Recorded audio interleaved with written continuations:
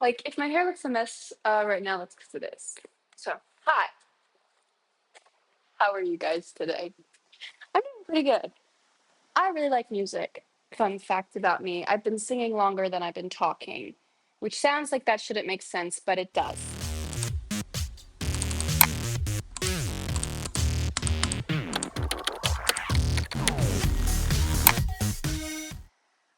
And recently I have been in a kick with like understanding the concept of why artists write songs and like the lyrics that they're putting out into music.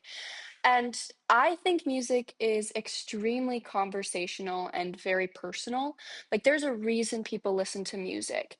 And for me, I think that music is also very confessional. A lot of the music that I listen to, I try to relate it to a part of my life. And specifically, how I do this is like on Instagram notes, for example. I just got a notification that scared the crap out of me. Oh my God. But like on my Instagram notes, for example, I often put songs that relate to what I'm feeling in that moment, right? And I find that a lot of the lyrics that I relate to, like I don't post music. I mean, sometimes I do, but most of the time I post those things because of the lyrics, the content within that song. So the song that I posted yesterday was a little glimpse of like I want a little bit of everything, right? And it's one of the most beautifully written songs to me. Uh, Lizzie McAlpine covered it. I love her cover. You should listen to it if you have Spotify. It is a Spotify single. And the music there, it's so conversationally beautiful that I can't help but just like when I listen to music, I listen to the lyrics. That is the first thing that allows me to want to do that, you know? So I think to some level, so I think there's like this conversational piece of like, why do we listen to music? Right? Why do we listen to music? And like, I can tell you that my favorite artist is Taylor Swift. I think she lyrically is one of the most talented artists in the industry. I love every single one of her albums. I think she has a wonderful artistry and a master. Like, she is a master of this industry. And so much so, she even won a spot in the Songwriter Hall of Fame. I think one of the youngest women to do so. So, yeah, I'm sorry. I just really need to move. So, we're going to do push ups really quick on the picnic table. 'Cause why not? Oh my God, I look insane. Okay, here we go. Don't talk about my bath. Ooh, we're doing one. I just started being able to do full push-ups, not on my knees. So bam, we buff. Ooh, do you see that? That's what I thought. But yeah, I don't know, man. I love music. And recently, I mean, for my birthday, recently, I got one of my favorite presents ever from Ethan. And I always talk about lyrics and like I try to give deep dives on the songs I'm listening to because I think they're so conversational. Um, and so he got me this blank journal. It used to be blank. And all of the songs that I love to listen to lyric wise go in here. And obviously, the front page is all with Taylor Swift stickers because I don't have any other artist stickers, but I love stickers. So, yeah. The first song I put in here is We Go Way Back by Noah Khan because at the time I received this, my birthday is May 6th. Oh my goodness. Ooh! My birthday is May 6th, so I got this right at the end of school. And I was listening to so much music all throughout second semester. I was going through it bad. So I got this book, and it really changed something in me, like understanding the analytical experience of how I relate to the songs and maybe what the artist meant. But a lot of this goes back and forth between what I think the artist meant versus what how it relates to me, you know? So the first song in here is We Go Way Back by Noah Kahan. I always say that, but I know it's Noah Khan. Please don't come for me.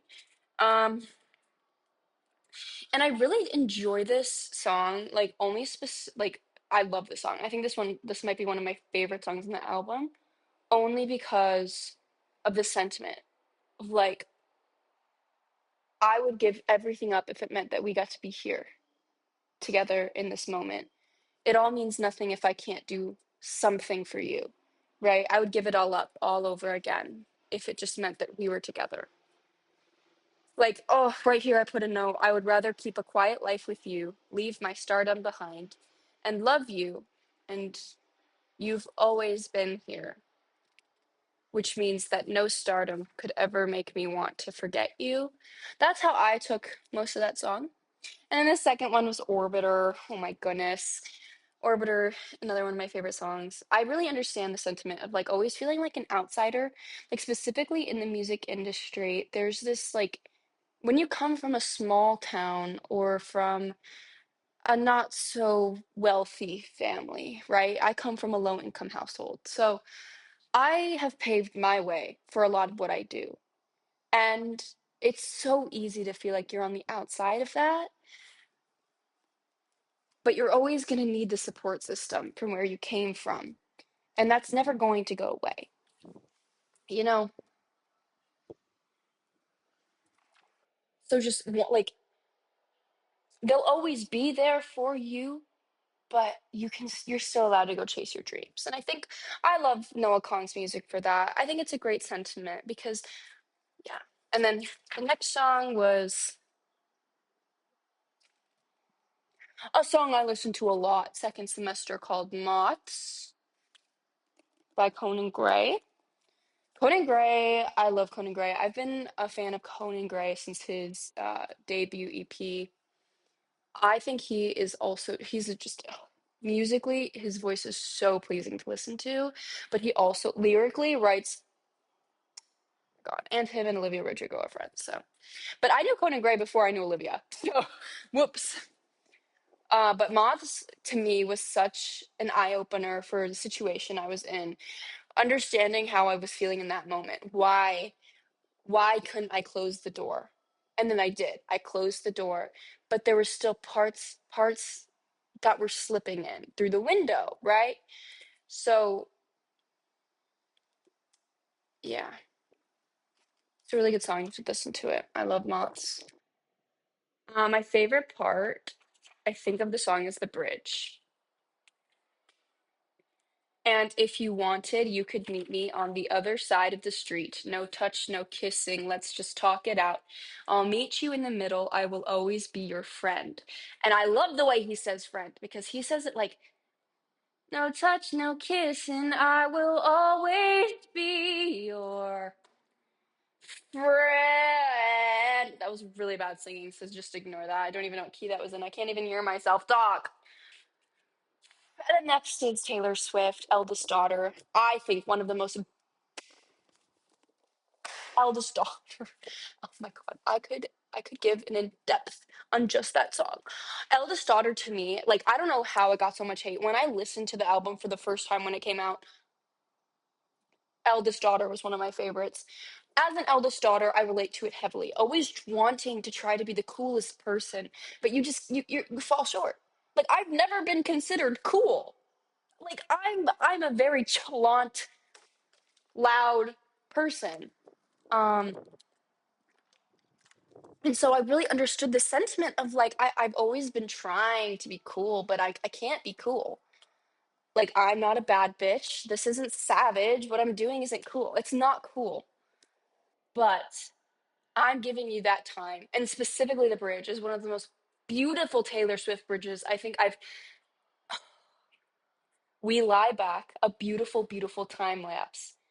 Ferris wheels, kisses, and lilacs, and things I said were dumb because I thought that I'd never find that beautiful, beautiful life that shimmers, that innocent light back like when we were young. And as an eldest sister, as the eldest daughter, as kind of like the eldest in my family, there's a lot of dynamics in my family. I come from a sort of mixed household. I do have two eldest brothers, They're older than me. They have a different dad. So there's a different dynamic because I'm the eldest for my dad, and for my mom, my brother are older, right?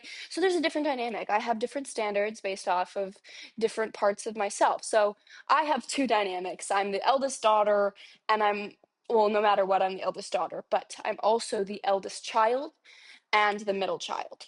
So trust, trust. But eldest daughter to me spoke a lot about, like, to me it felt like a level of understanding where I've never been considered cool, but this one person finds me so cool, and it allows me to let go of like this pressure to just carry all this weight on my back, and I'm allowed to have fun. And it brought back this innocent image of light and happiness and carefreeness that comes with being a young child. And when I met my person, it really showed me how beautiful that song truly was, because it finally cemented in a place. And I think a lot of music does that. You could listen to a song once in your life when you were like right when it comes out. You could listen to it and not relate to it and think, "Oh, that's an okay song. I really like that song. Like, it's a beautiful song." But then when it gives you that level of relatability, I think it's easier to listen to it and relate it to your life rather than it just being a string of words to a tune, right? And I think that's the appeal of music to me. You know, what power do we give, like, why is music considered one of the biggest industries? Why are arts considered some of the biggest industries in our age, in our society? I think it's because it gives us a perspective. It's always circumstances you're allowing yourself to live through. And I think music sometimes is one of those things where it could have directly impacted you in some way. The exact events that are being sung about, that there's music written about, that could have happened to you, but somebody else also felt it. So you feel less alone. And I also think music is often the most conversational yet understanding words. I often have trouble. I'm struggling right now. Oh my goodness. My camera keeps trying to shut off. I often have trouble speaking truly how I feel, because of the way that my mind works, right? I don't think the way other people think. That's okay. And sometimes there's that level of I don't know how to express what I'm feeling because the other people don't express the way they're feeling the same. And a lot of that has been fixed with me with art and music and characters. So throughout my life, I've related to different characters, right?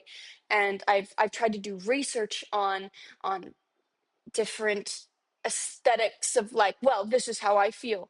And I think that that shows a lot about how a person thinks, right? What music you listen to and the media you take in, I think that says a lot about who you are as a person, what your thought process is like, because music is never wrong. The music you listen to is, I think, one of the most streamlined ways of understanding why a person is the way that they are. And I don't think anyone can change my mind on that. Like, you know what I mean? Like, if you listen to, say, misogynistic music from misogynistic artists, I'm going to think you're misogynistic because you're relating to that music and you choose to listen to it. You can't just say, well, I like the person's music, because then they themselves are a misogynistic asshole. So that's my opinion. I'm sticking to it.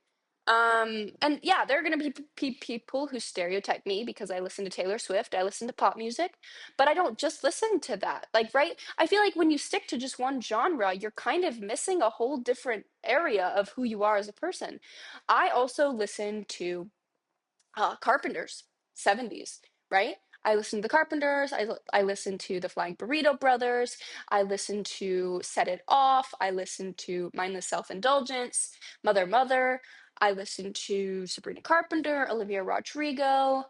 Conan Gray, Gracie Abrams. I listen to a plethora of artists, right? And so I don't ever understand when people are like, well, you just listen to Taylor Swift. And you know what? If you do, there's nothing wrong with that. I think Taylor Swift is a phenomenal artist, and I could make a whole separate video on why that is.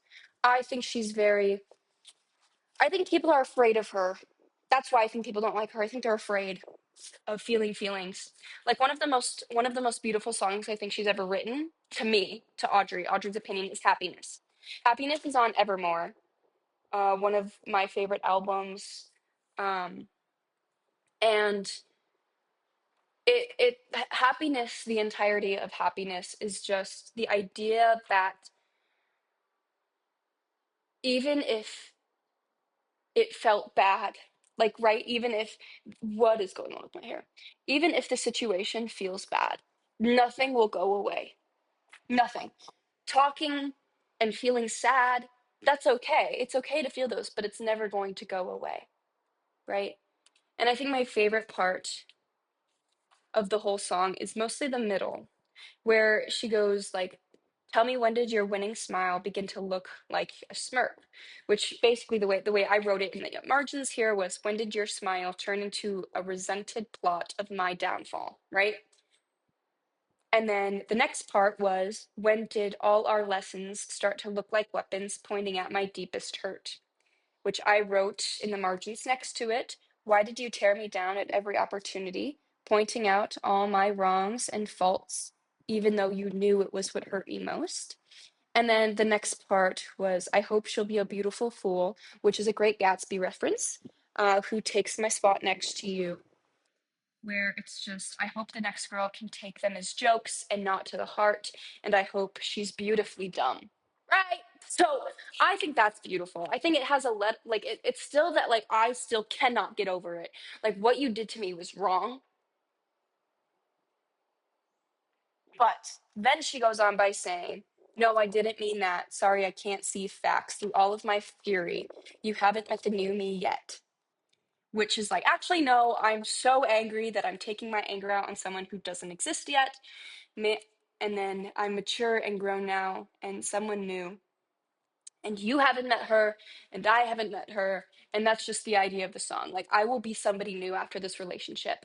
And I think another favorite line of the song for me that really helped me through a lot of what I went through within the last 6 months, or I guess 7 months. We're in July. 7 months is, I can't make it go away by making you a villain. No one teaches you what to do when a good man hurts you and you know you hurt him too. And it's just like, I can't make any of it go away. Everything that occurred, I can't make it go away. But it happened. And the idea of the whole song, what is going on with my hair? The idea of the whole song, the whole premise is just, there'll be happiness after me, but there was happiness because of me. Like, you will find someone after me and you will be happy, but there were also moments where we were happy. And I think that really like, it brought a positive mindset shift to me, rather than just moping about all the bad shit that ever happened to me. There were good parts too. And it's easy to romanticize those good parts, like in Cigarette Smoke, right? There's a line in Cigarette Smoke where it's like, let me find it. I have Cigarette Smoke in here too.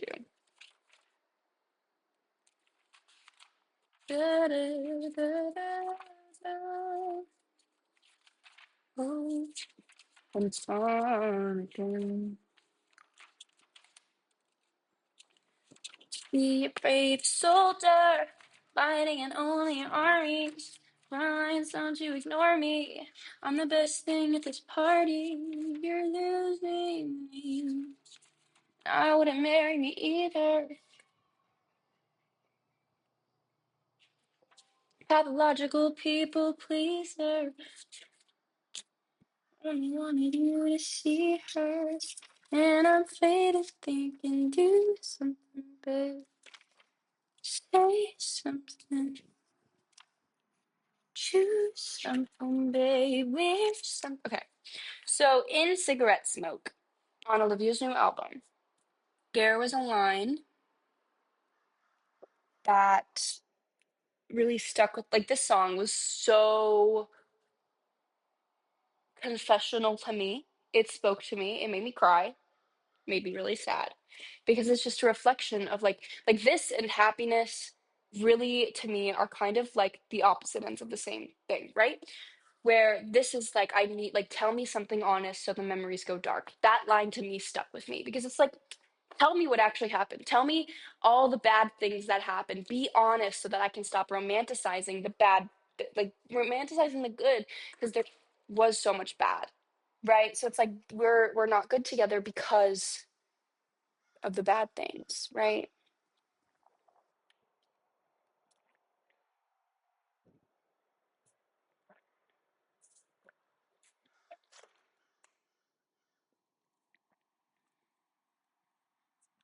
Right. I'm trying to get used to like looking at myself in a camera. I feel like often I look weird, but I think we all think that. So, you know what? Whatever. But anyway, moral of the story, I think music is so conversational and confessional. And I think more people should use that to its advantage, right? I think a lot of music should be interpreted past the wow, they sound really good as a singer, and more like, what are they trying to say? What's the message they're trying to get at?